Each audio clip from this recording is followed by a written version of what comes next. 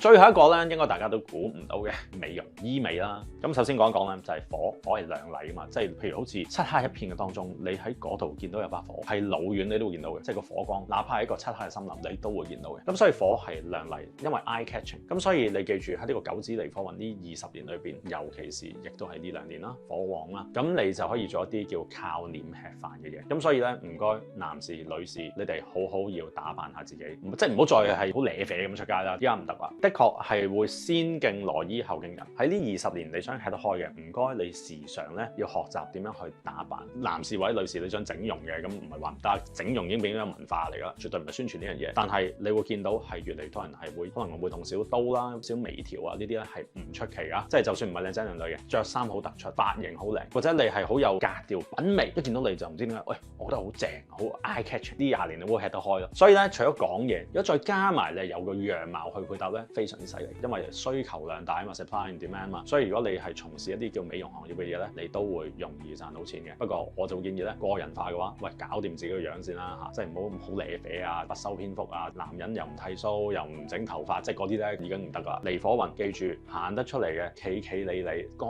淨亮麗 ，OK，eye catching 嘅，你一定會有幸運嘅一日。